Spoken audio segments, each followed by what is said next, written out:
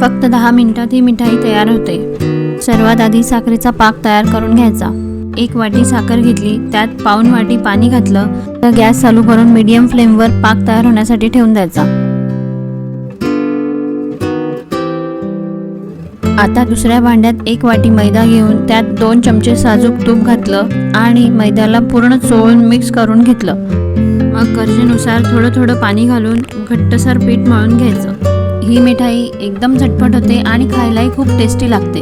आता हे आपलं पीठ मळून झालं आहे। जास्त कडकही मळायचं नाही आणि जास्त नरमही नाही। आता इकडे आपला पाक तयार झाला आहे की नाही ते पाहूया। आपल्याला असा हा एकतारी पाक बनवून घ्यायचा आहे। अशा तारा तुटत असतील म्हणजे आपला पाक रेडी आहे। आता मळलेल्या पिठाची चपाती लाटून घ्यायची। चपात्या अशा बारीक करायच्या म्हणजे त्याचे लेयर्स छान सुटतात। आता यात 3 चपात्या मी लाटून घेते। एकाच वेळेस अशा 3-4 चपात्या लाटून घ्यायच्या। त्याला वरून तूप लावायचं आणि त्याच्यावर मैदा भुरभुरायचा। तुम्ही त्याच्यावर कॉर्नफ्लॉवरही टाकू शकतात। अशा सगळ्या चपात्या एकावर एक ठेवून त्याचा रोल बनवून घ्यायचा। आधीच्या चपात्या या आकसतात, त्यामुळे तुम्ही नंतर त्याला अजून थोडं लाटून घेतलं तरीही चालतं।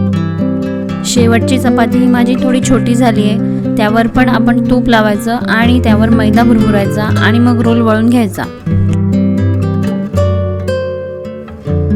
आता एका साईडला कढईत तेल तापत ठेवलंय। आता ह्या चपात्या एकावर एक ठेवून त्याचा हळूहळू रोल वळून घ्यायचा आणि याला हलक्या हाताने एकसारखा करून घ्यायचा। रोल एकसारखा झाला की सुरीने छोटे छोटे तुकडे करून घ्यायचे। मी तुम्हाला दाखवते की त्याचे कसे छान लेअर पडलेत। आता याला असे हलक्या हलक्या हाताने लाटून घ्यायचे। सगळे हे एकाच वेळेस लाटून घ्यायचे आणि तेलात लालसर होईपर्यंत तळून घ्यायचे।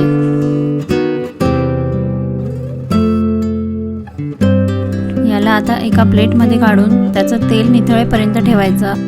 आपल्याला हा पाक जास्त गरम नको आहे, म्हणजे एका वाटीत मी हा पाक काढून घेतला आहे। आणि आता हे पाकात टाकून 2-3 मिनिटे झाली की ते लगेच काढून घ्यायचे, म्हणजे ते गरम असतानाच पाक छान शोषून घेतील। झाली मिठाई तयार। मग या दिवाळीला नक्की ट्राय करून बघा आणि अशाच सोप्या रेसिपीजसाठी चॅनलला सबस्क्राईब करा। चला बाय बाय, टेक केअर।